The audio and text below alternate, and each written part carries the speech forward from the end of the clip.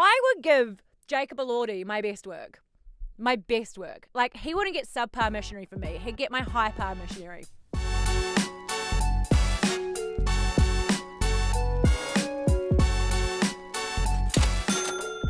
She's caffeinated and she's ready to go. Welcome along to A Little Bit Extra. My name is Sharyn and this is your escape from the shit show that is planet Earth. Now, we've got so much to cover today because I think pop culture broke over the weekend because it was just like pew, pew, pew, pew, pew, pew, non-stop scandalous stories. And we're going to get to every single one of them today, including which Married at First Sight bride has now come out saying she's been pretending to still be with her husband when in fact she is in love with another reality star. Oh my God! I feel like I have been lied to. But we always kick things off with our person of the week in pop culture. And I will say it now. I didn't get it about Jacob Elordi. I didn't know why everybody thought this humongously attractive Australian man was just so brilliant.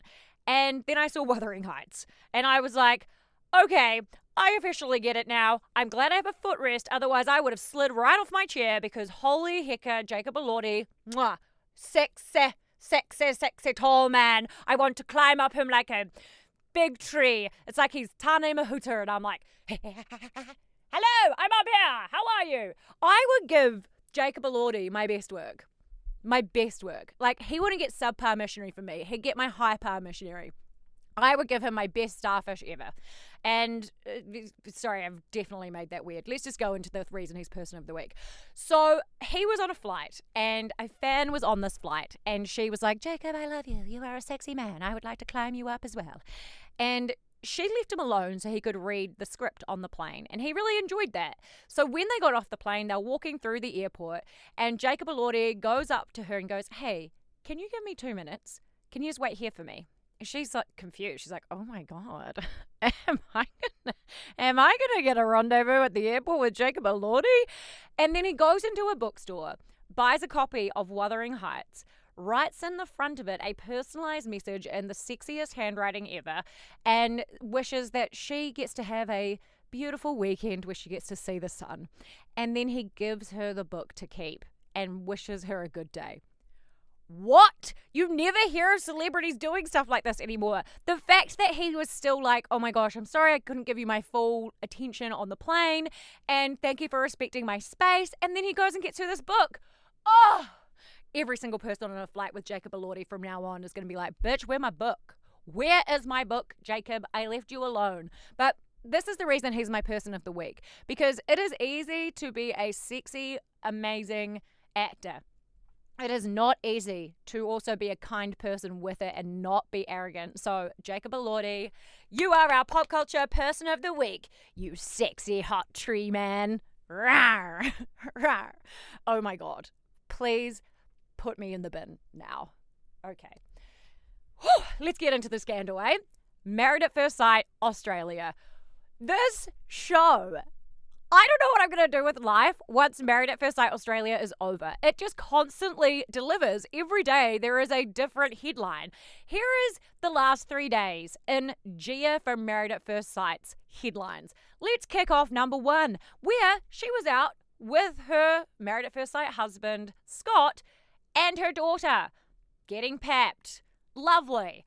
Then the next day, they're in his shop, looking at a pregnancy test in full view of the paparazzi. Probably staged.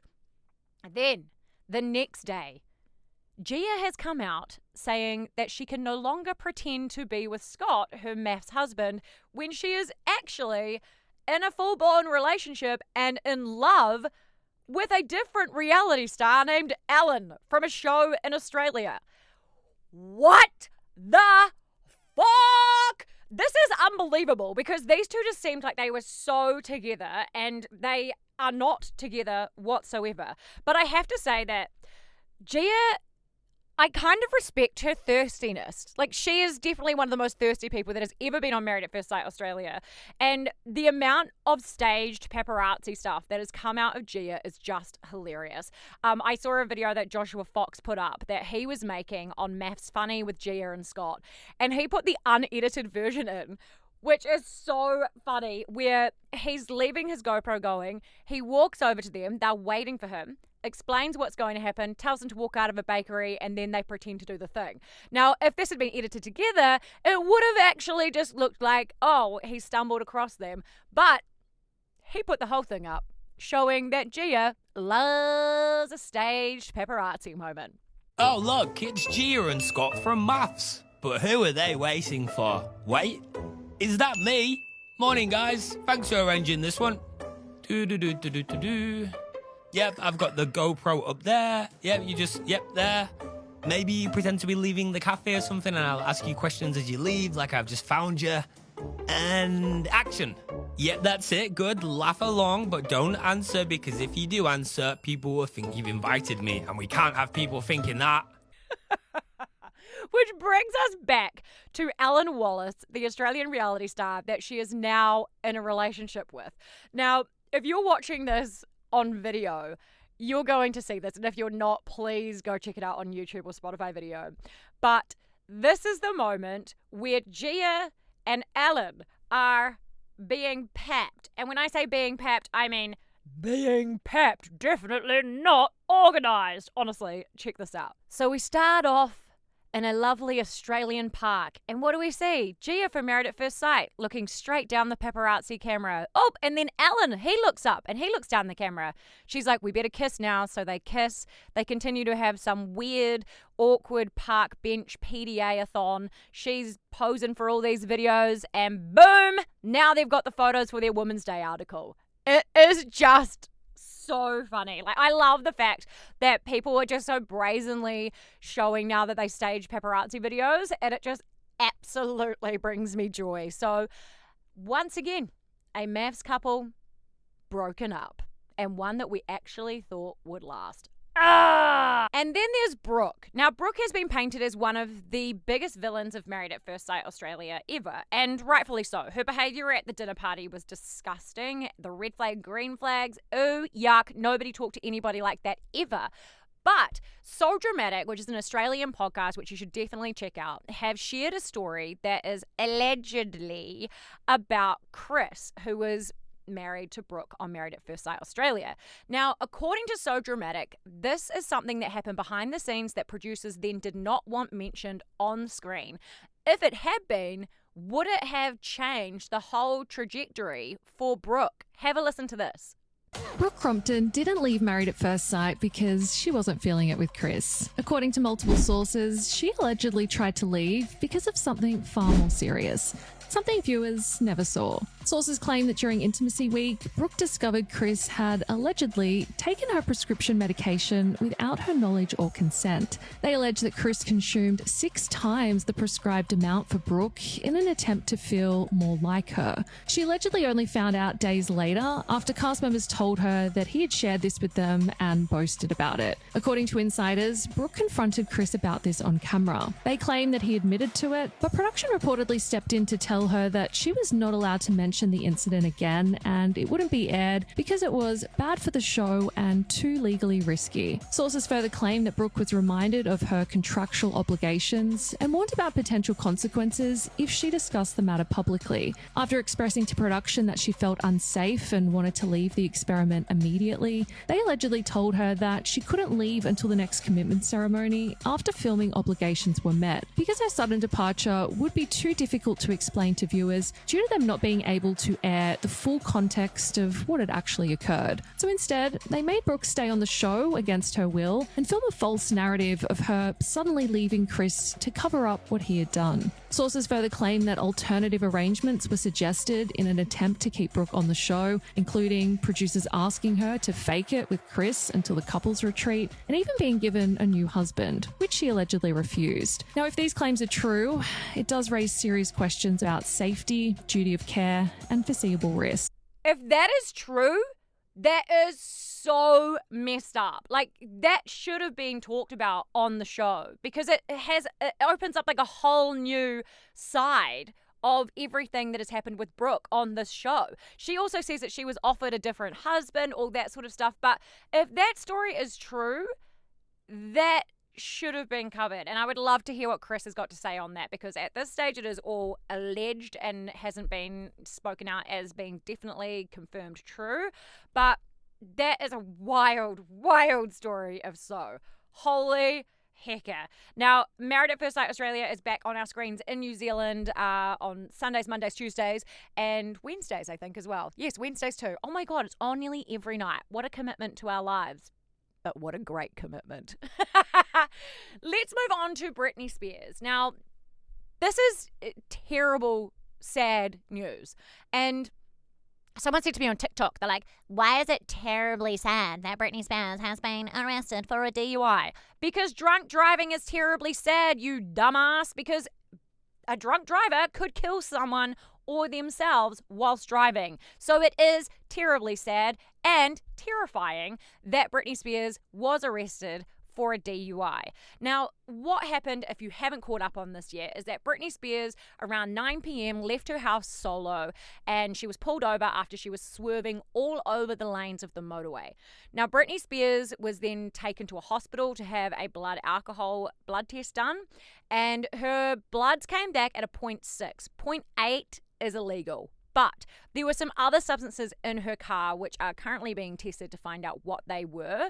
But people are saying it is probably something like Adderall. There's also rumors of other amphetamines that would have been inside of her car. It was interesting because then we saw her manager release a statement saying, blah, blah, blah, blah, blah. But we hope that this is the moment that turns things around for Britney Spears to get healthy again. We have seen both of her sons arrive in LA. They have been at her house. What has been disgusting about this, and it pisses me off that we didn't learn this after 2007 when Britney Spears was put on a psychiatric hold, was that there were drones being flown over her house the day after this happened. So somebody that's already paranoid, somebody that's mentally fragile, someone that's clearly going through something, has now got these crazy drones just going all over her house. That is so invasive. I am aware that I'm doing a pop culture podcast talking about celebrities' business, but I'm not going to fly a drone over somebody's house. I feel like as soon as somebody is home, they're off limits. That's their private space. To be flying drones over her house is just so disgusting. And it's an interesting thing too, because people are going for any angle that they can get. Even her ex-husband, who is from Iran, Sam, he was on a news show to talk about the war happening in Iran. And then he was asked about Britney Spears, and you can tell that he was pissed off. And to be honest, I am impressed by Sam's response. My focus has been on the Iran situation because this was such a huge situation that basically deserved my full attention. And as it goes in my past, I cannot skip the past. I celebrate the past. And I think everybody makes mistakes and everybody deserves privacy. If we learn from history, we have to understand the press could hurt somebody recovering from a situation like this. But I'd like to stay focused on the situation because it is bigger than everything right now. And I'm fully responsible to be focused on that. Kevin Federline, her ex-husband's also come out just saying that he hopes that this is the thing that she needs to finally get healthy, and that he has full support of that as well. But an interesting take, and I was back and forth about whether or not to include this, because I think it is a good take if this was actually a diagnosis that Britney Spears had. But I'm also not a super big fan of people talking about medical conditions of somebody else when they're not actually their doctor. But if it is true, and this is what Britney Spears is living with, it does give you a really good insight. This is Dr. Drew, who you may know from TV shows like Celebrity Rehab and things like that. He specializes in addiction. You may have seen him on 16 and Pregnant reunions, also Teen Mom OGs. And he had an interesting take on how Britney Spears lives with bipolar, which is a mental health disorder that we just really do not understand. Like, I've seen people live with it, and it's a really hard thing to get a handle on. But his take on what's really going on with Britney Spears, if it is true and aligned with her medical diagnosis, is quite interesting. We've heard a lot about her bipolar disorder, and she was on a conservatorship because she was seriously mentally ill. She was on a 3-day hold, then a 14-day hold, then ultimately conservatorship, which in California you never get. So it's a sign of how seriously ill she was. But I have never seen any evidence. In fact, I've been afraid to really take a strong position on this because we've not heard about her drug use and her alcoholism. Now we're beginning to hear about it. I was suspicious that that was a major contributing factor to why her bipolar disorder was unstable, and now we have it. The fact is, you don't get a sober coach because you don't have addiction. You get it because it's so bad, you need somebody to contain it on your behalf. And so we have two conditions. We have bipolar disorder and we have addiction. And I see no evidence. I've never seen any evidence that her addiction was being thoroughly treated. And that's what is at issue right now. The thing also that Dr. Drew doesn't talk about is how hard it must be for Britney Spears to be able to trust a medical professional. Because Britney Spears, obviously, through her conservatorship, she has been drugged and she's had all these different things being put on lithium against her will. She's not even been able to choose her own contraception. So to have medical professionals now come and intervene, not only is that hard if she is having addiction issues, if she is trying to find the right medication for her bipolar, she also has to get over the hurdle of being able to actually trust the people that are helping her, because she's been kind of bullied into things in the past and been made to feel a way that doesn't make her feel good and makes her feel drugged out and yuck. So I hope so badly that Britney Spears can find some people finally that wrap around her, help her, and can actually get her back on track with her consent, not having somebody else dictate what she does, what she takes, and it's all her decision, because it's just so tragic to watch this. And I don't want us all to have an Amy Winehouse situation where you basically watch the rapid decline to the worst ending ever because somebody can't get the right help and have the right people around them. So Britney Spears, crossing every single finger for you. We're going to bring it back up now. Harry Styles. Now, this morning, New Zealand time, he released his Netflix special for his new album, and the new album is so good. Some people are kind of being a little hard on Harry in the reviews, but I think it is a catchy album. It's easy to have on the background. I like to call it a cleaning album. The sort of album that you can put on in the background while you clean your house, and it makes everything more joyful. And it was awesome to see this concert and just to see how happy he was.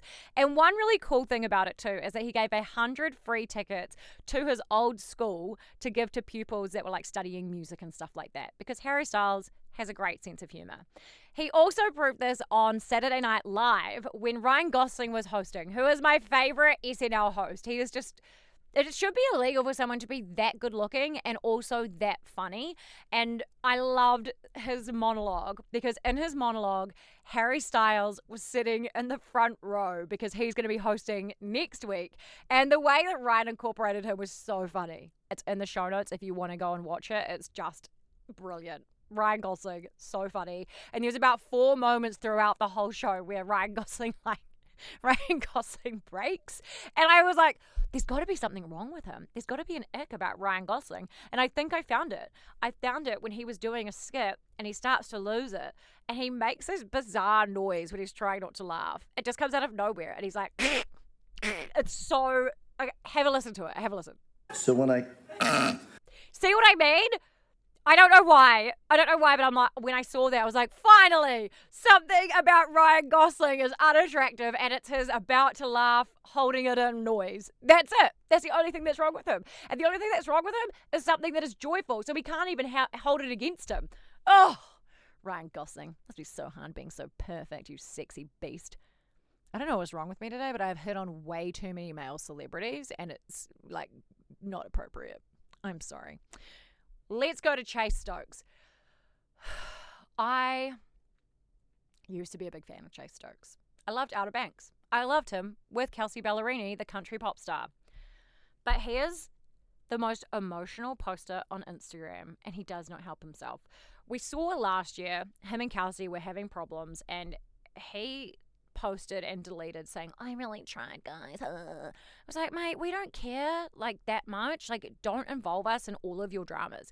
Then after New Year's, they get back together. They do this big public Then something happened at the Grammys, which saw Kelsey Ballerini posting with his ex-girlfriend Madeline Klein from the Grammys, and then Madeline Klein goes and unfollows Chase Stokes. It seems that they had broken up. Fast forward to the weekend where Kelsey Ballerini's ex-husband, Morgan, was doing a podcast with this guy named Bobby. And Morgan Evans is an Australian country singer. He's actually coming to New Zealand very soon to play the Power Station. And he was asked about his breakup with Kelsey Ballerini. Now, have a listen to this. This is the clip that infuriated Chase Stokes so much. How did you find out she wanted a divorce? She told me. Were you expecting that conversation? I was not expecting that conversation, no. So when Chase saw this, he comments on the post saying, "This is about the most pathetic excuse of masculinity I've ever seen. Get a fucking life." I'm all about calling out toxic masculinity.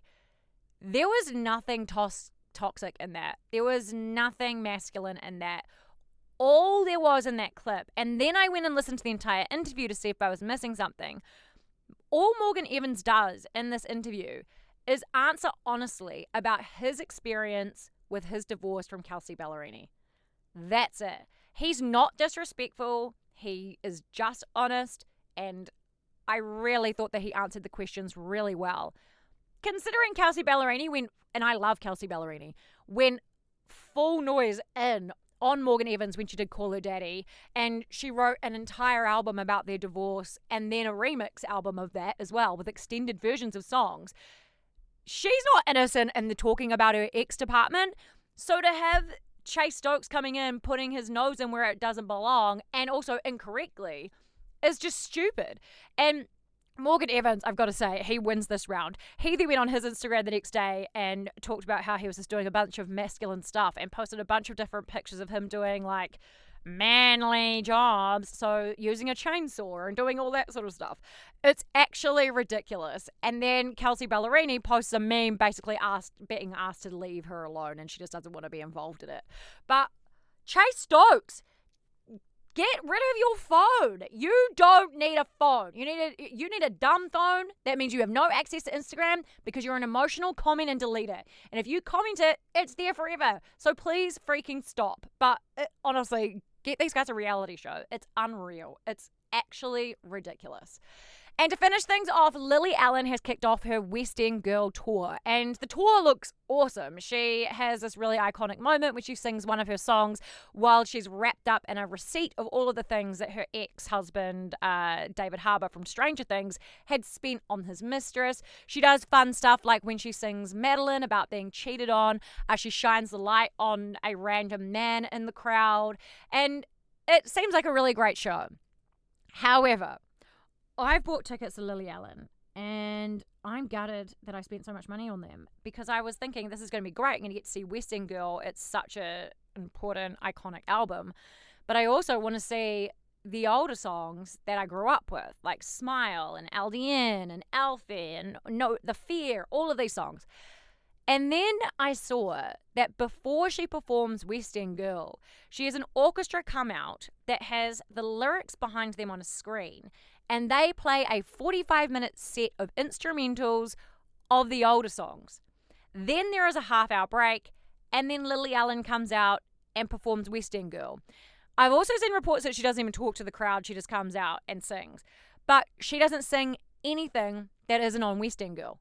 So the only way that you can hear the classics is when the orchestra is playing them instrumental and you're having Carol behind you sing along and you're singing along together, which I do love that idea, but still at least throw them in the set. Like, I love the warm-up of it, but I still want to see Lily Allen sing it as well. So I am hoping by the time that the West End Girl tour comes to Australia, comes to New Zealand, that she's like, oh, maybe the fans do want to hear the old songs. And I know that she said in the past that she doesn't feel right performing those songs anymore. But also, babe, just have fun with them. Please have fun with them. We want to see them. They're great songs and a part of your history. Please, Lily Allen, change the set list. That is your pop wrap for this week. You are officially up to date with everything pop culture. And make sure you join us on Thursday because I'm going to be joined by an ex-reality TV show producer in America. She's worked on shows like Married at First Sight. She's worked on American Idol and so much more. And because she's not a producer anymore, she spills all the tea of what really happens behind the scenes on shows like Married at First Sight. And I gave her some footage to watch from Married at First Sight Australia to get her analysis on whether or not she thinks it's staged or if it's real. So make sure you join us on Thursday. Like, follow, and subscribe, and we'll catch you then. Thanks for listening or watching, you big creep. Bye!